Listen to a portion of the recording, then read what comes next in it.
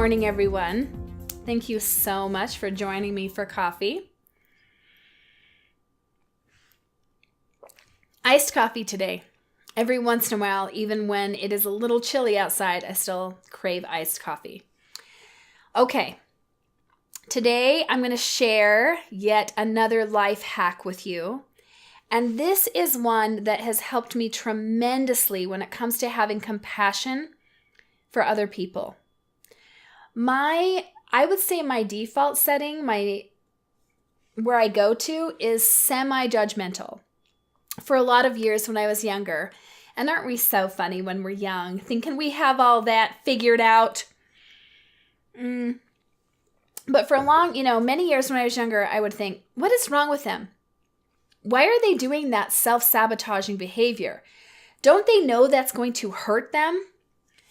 And it was actually after a series of me getting my ass kicked.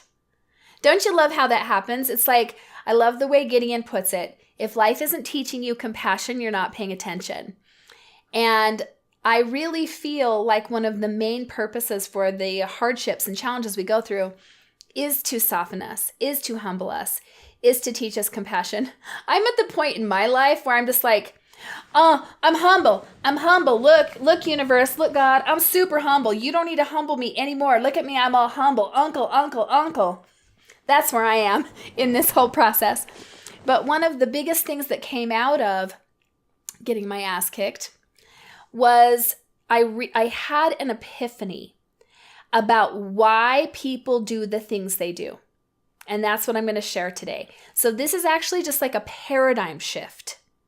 That if we can look at it through these eyes, it can really help us to stay soft, stay out of pride, and just really stay loving and compassionate with the people in our lives, including ourselves, that do dumb shit. Okay? So, as human beings, we crave equilibrium. So in the entire universe, everything is always going towards equilibrium. That's why when something, you see this big time in politics. So we'll have, this extreme in politics happen, extreme, and the more extreme it is over here, the more the pendulum will swing over here because it's trying to create equilibrium, right? Man, wouldn't it be so great if we could kind of find some middle ground there? But it would have to swing less dramatically a couple of times in a row to find that happy medium. I'm only bringing that up to show you that it is actually almost like a biological imperative to find equilibrium. Therefore, many of the choices that we make in life is us having this subconscious desire, even a biological, physiological desire to find equilibrium. So, when we are in a chaotic state, a painful state, a confused state, we don't have all of us present, meaning that we don't have our full will accessible to us. We don't even have our full IQ accessible to us when we are in fear and chaos and fight or flight. We get kind of stupid, okay? Sorry, my life flashed before my eyes of all of the times I have been there, that I've been stupid with a double O. But what it is that we are just trying to find the next level of peace. And so sometimes that looks like things that give us temporary relief. So what we do is we sell out long-term peace for temporary relief. Donuts, anybody? Cigarettes, right? Drinking, basically any addiction. Any addiction is seeking temporary relief at the expense of long-term peace. But do you see how much that we just want that temporary relief in the moment? It's part of the human condition to want to feel better. And if people don't see that what they really want is accessible to them right in that moment, they will take the invitation every single time. So the whole context I'm bringing this up in is us being able to understand it so that we're not looking at it like they're just dumb. They're just bad people. Okay? So let me give you a specific example. Let's say that there's somebody who is experiencing a lot of very, very deep self-doubt, and they feel very lonely and unsure, uncentered. And they want to feel better in that moment. And they literally have no idea whatsoever how to even start on the journey of getting connections and of getting confidence. And they are predisposed to drinking. Well, a bottle of wine or Jack Daniels is going to make them forget a certain amount of their disconnect and insecurity. And so they're going to take what they can get. We make some of our most sabotaging choices in life when we are just trying to feel better. Okay? So I want to start with that. I want to start with just, can you acknowledge the times that you've done that and be loving and gentle to yourself?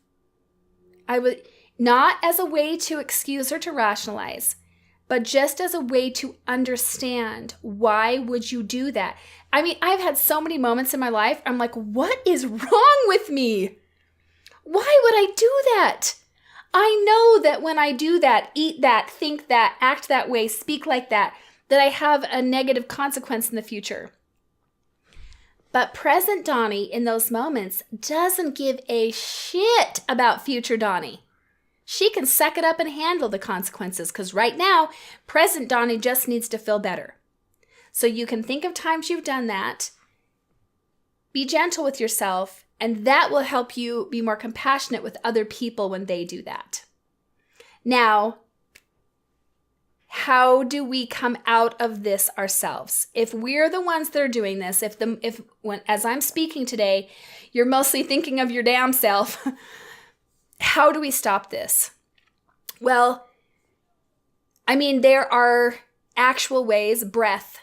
Almost every single thing I talk about can be helped by breathing, by pausing and breathing.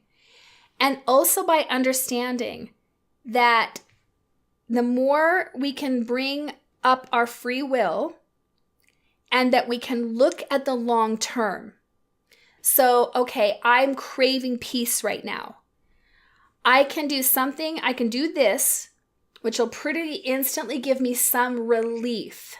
We've got to be able to parse out the difference between relief and peace. Okay? This will give me relief. And we've talked about this before. Will it bless my future self?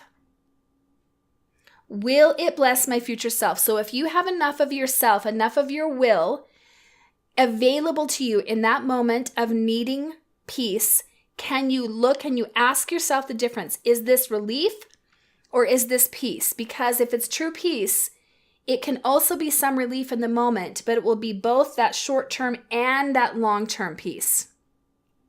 Okay?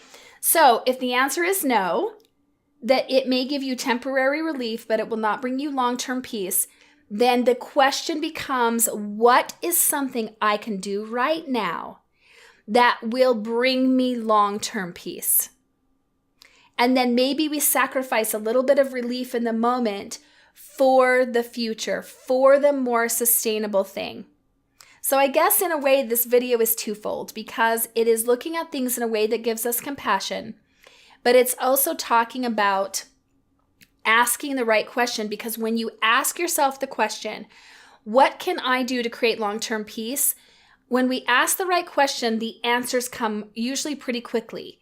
If the answer's not coming because you're in real breakdown, that's when you reach out. That's when you ask a trusted friend or family member to brainstorm with you. That's when you make an appointment with your therapist or with your life coach, right? So let's just shift that question. Can you kind of feel into this? Okay, I feel upset. I want relief. I really want peace. What choices can I make right now that will lead to long-term peace? There is a lot of times it goes even deeper to where the thing that gives immediate relief will often actually sabotage long-term peace. Again, back to the addictions, right? So if we overeat, we eat a bunch of junk, we drink too much, we smoke, we yell at our spouse, we spank our kids, all of those things are things that could lead to a lack of peace in the long run. So I really hope that this has facilitated a paradigm shift for you. And even if you don't even worry about the second part, if you just use this to have more compassion for yourself and others, then I'm going to consider that a win. Okay, guys, love you. May your coffee be strong and your life be blessed.